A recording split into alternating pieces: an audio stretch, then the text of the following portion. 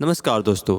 Law of attraction guide के पहले part में हमने देखा कि अनजाने में हम सकारात्मक और नकारात्मक वाइब्रेशंस का उपयोग करके अच्छे और बुरे हालात अपने जीवन में सृजन कर देते हैं।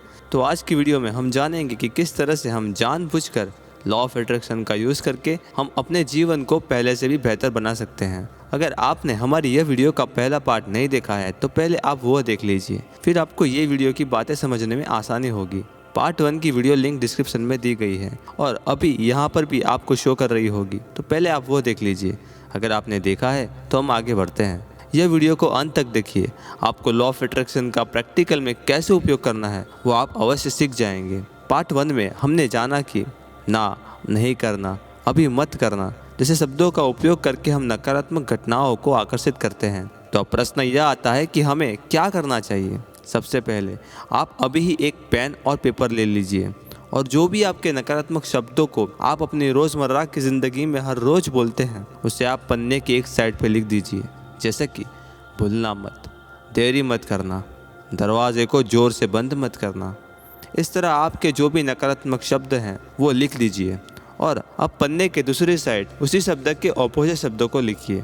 जैसे कि भूलना मत तो आपको लिखना है याद रखना, देरी मत करना तो आपको लिखना है समय से आ जाना, दरवाजे को ज़ोर से बंद मत करना तो आपको लिखना है दरवाज़ा धीरे से बंद करना।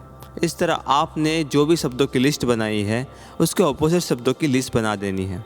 अगर आपने ये लिस्ट नहीं बनाई है तो अभी यह वीडियो को पॉज करके ये लिस्ट बना लीजिए, क्योंकि आपको सकारात्मक शब्दों को लिखते समय जो सकारात्मक वाइब्स मिलेगी वो आपको बहुत हेल्पफुल बनेगी। अगर आपने लिख लिया है तो हम आगे बढ़ते हैं।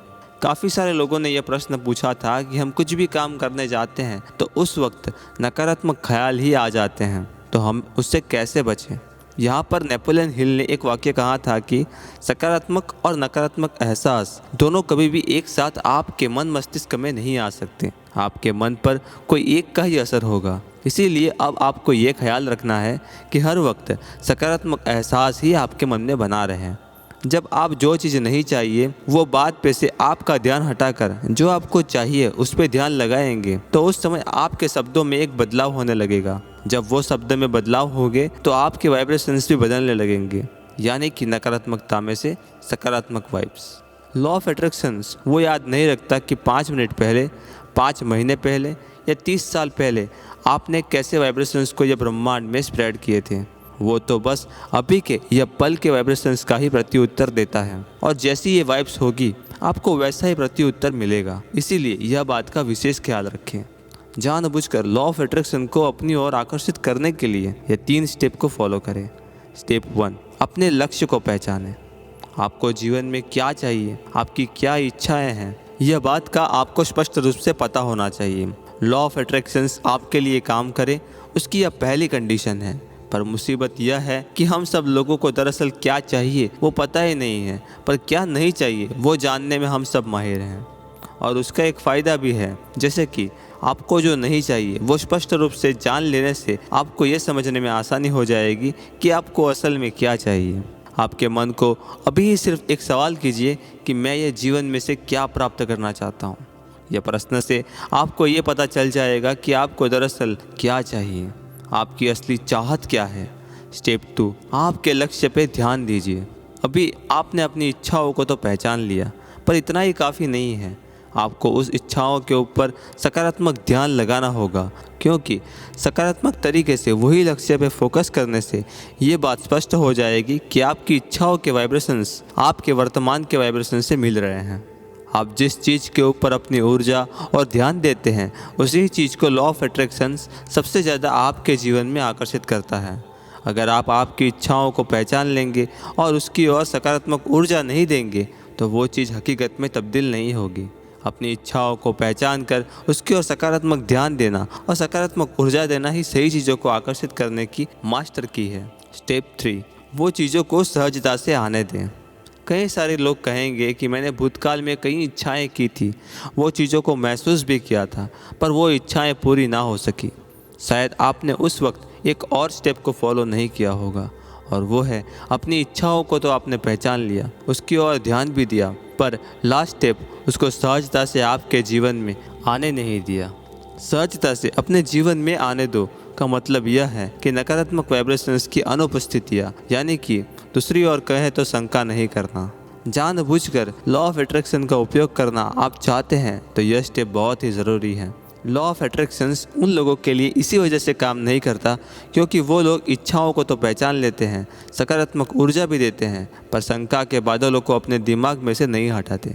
शंका को दूर करने का मतलब यह है कि वो चीज़ों को सहजता से आने देना। किसी भी तरह की शंका हमारे सकारात्मक वाइब्रेशंस को धुंधला कर देती है। इसीलिए शंका को दूर करें और सहजता से आने दें। जो हो रहा है उसे होने दें। सहजता से आने देने की शक्ति को समझे, यानी कि यह बात का सार यह है कि प्रबल इच्छा के साथ शंका का होना मतलब आपकी इच्छा के रिजल्ट आपको नहीं मिलेंगे। प्रबल इच्छा के साथ थोड़ी शंका का होना मतलब आपकी इच्छाओं के रिजल्ट स्लो में आपको मिलेंगे।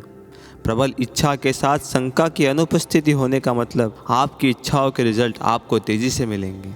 अंत में इतना ही कहेंगे कि अपने लक्ष्य को पहचानिए, उसकी ओर ध्यान बढ़ाइए, उसको सकारात्मक ऊर्जा दीजिए और जो हो रहा है उसे होने दीजिए।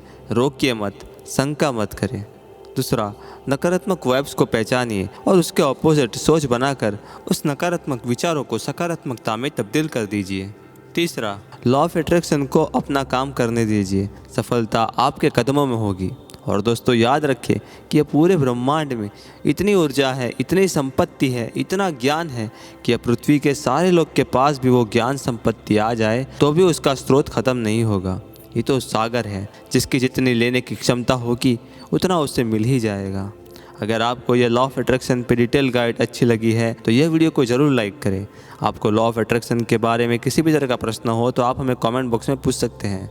आपके जीवन में घटी कोई सकारात्मक लॉ ऑफ अट्रैक्शन की स्टोरी अगर आपके पास है जहां आपने भी लॉ ऑफ अट्रैक्शन का अनुभव किया है तो आप हमें कमेंट बॉक्स में ज़रूर बताइए ताकि आपकी स्टोरी से भी लोग इंस्पायर होंगे। अपने फ्रेंड्स, फैमिली मेम्बर्स के साथ भी यह वीडियो को ज़रूर शेयर करें क्योंकि आपकी शेयर की हुई एक वीडियो भी किसी इंसान की हेल्प कर सकती है। तो ज़रूर ये वीडियो को दूसरों के साथ शेयर कीजिए और दूसरों की हेल्प करें। इसी तरह की ज्ञान सबर लॉ ऑफ अट्रैक्शन पे वीडियो हर हफ्ते आगे भी देखने के लिए अगर आपने हमारे channel law of attraction Hindi को अभी सब्सक्राइब नहीं किया है तो अभी ही सब्सक्राइब कर दीजिए।